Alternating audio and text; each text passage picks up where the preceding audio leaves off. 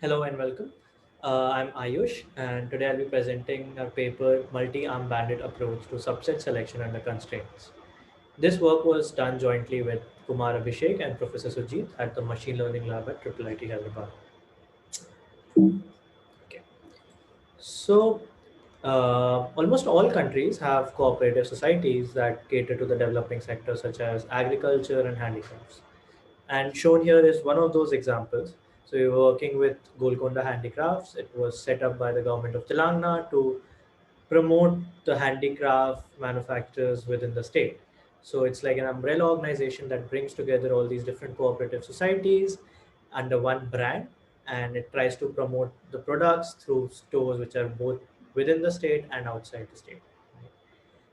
So in such organization structure, which is highly where the production is highly decentralized and usually not standardized, right?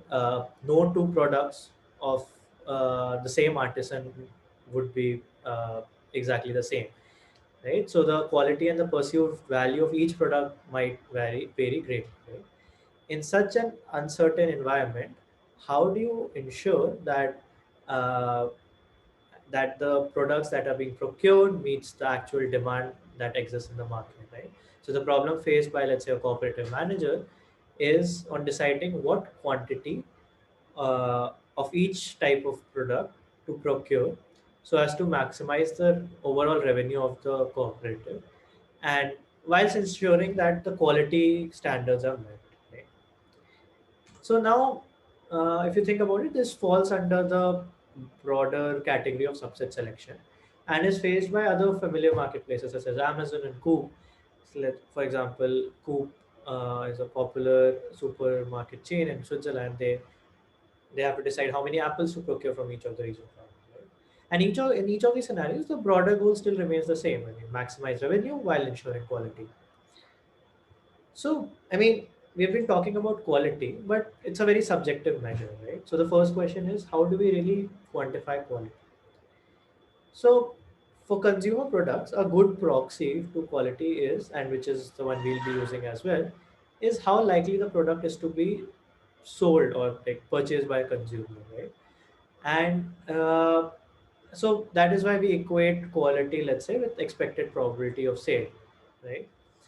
And so in our setting, the other challenge here is that as we talked about, each unit, even if it's the same agent, same producer, the each unit's quality might be different. It's stochastic in nature, right? So we'll be talking about the expected quality of the units produced by an agent, and we'll refer to this expected quality of the units produced by him as the quality of that agent, and we'll use QI to refer to that.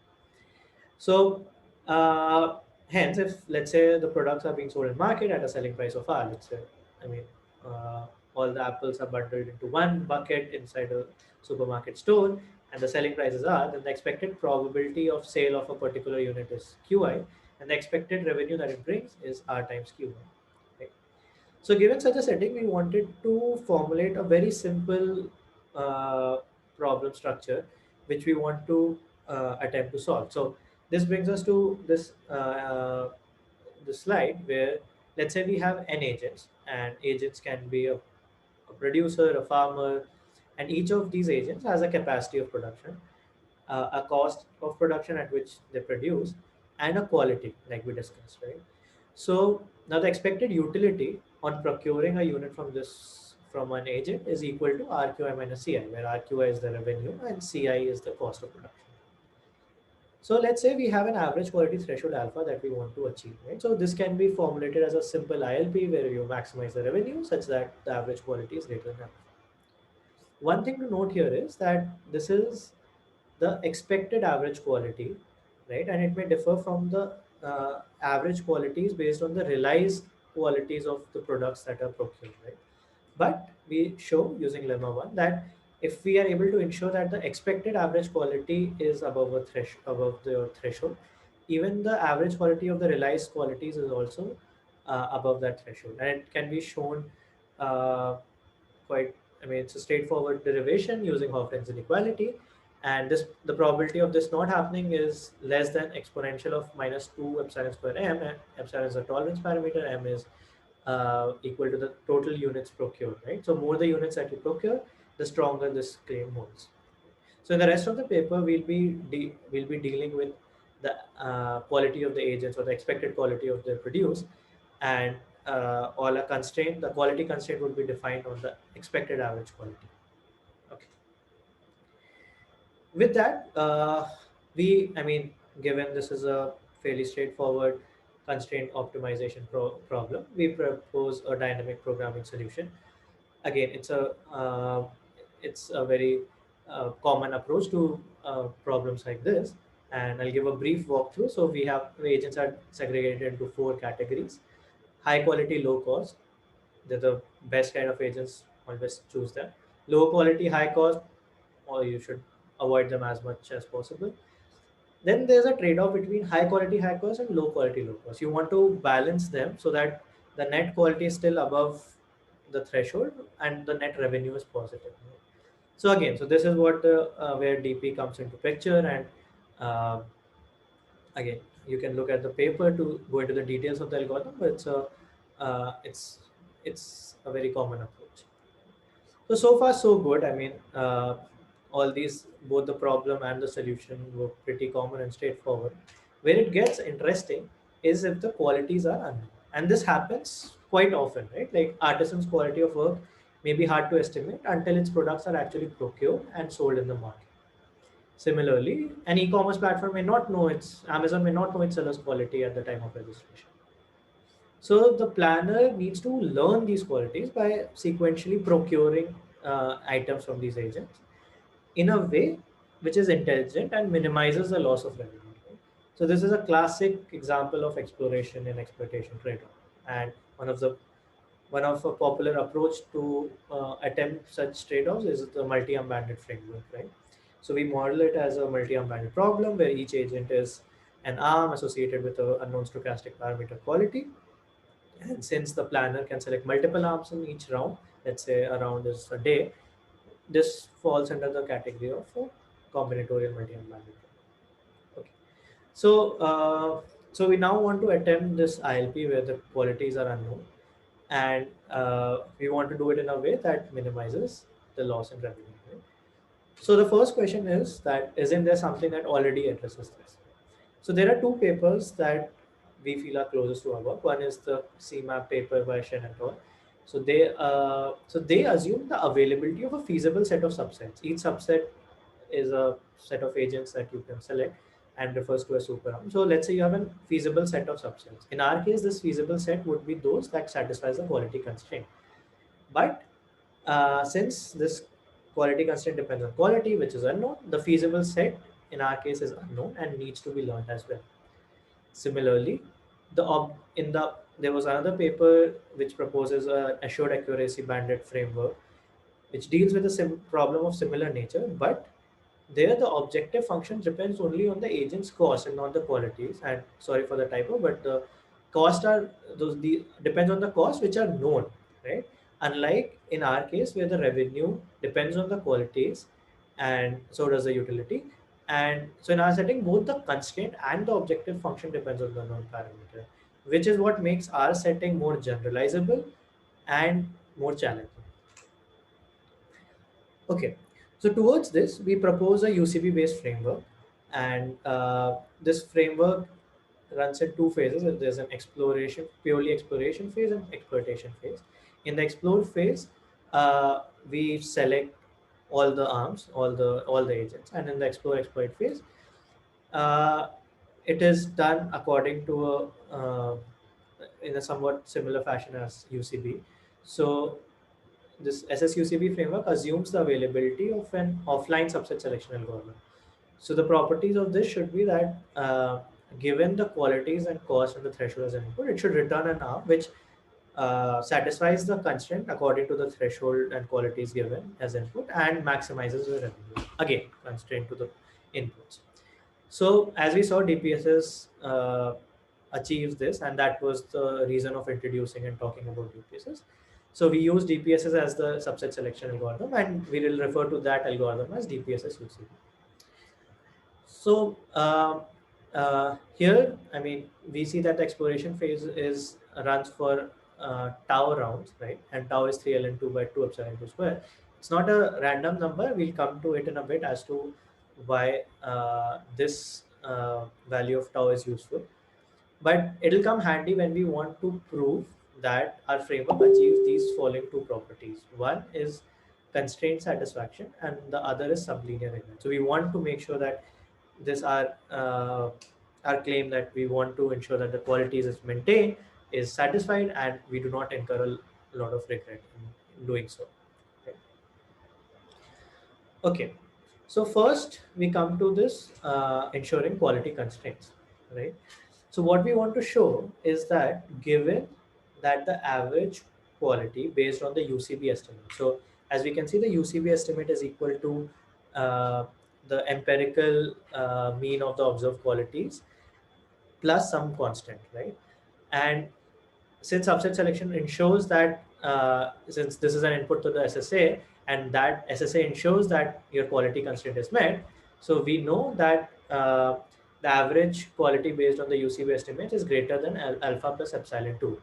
And here again, epsilon 2 is a constant, and the higher the value, the sooner you want to ensure the quality constraint, right? And then the trade-off is that you might lose a certain revenue. So here the input to SSA is not alpha, but alpha plus epsilon 2. So given this, we can be sure that average quality is greater than alpha plus epsilon 2. And given this, we want to make sure that the probability that the actual expected average quality uh, being less than alpha minus epsilon 1 is very small. And alpha 1 is again some tolerance parameter, like, okay, it can go slightly less than alpha, but not a lot. Right? So to prove this, we break this into two parts, lemma 2 and lemma 3. In lemma 2, what we want to show is that the difference between the average quality based on the UCB estimates and the empirical mean estimates is less than epsilon 2, right, for t greater than tau rounds, right? So if you go through the proof, if we substitute tau as 3 ln t by 2 epsilon 2 square, we can show that this difference actually holds. So now if the average quality based on UCB is greater than alpha plus epsilon 2, after tau rounds, we can be also show that this the average quality based on the empirical mean estimates is greater than alpha, which brings us to lemma 3, where given this, we want to find the probability of the actual expected average quality to be less than alpha minus epsilon 1.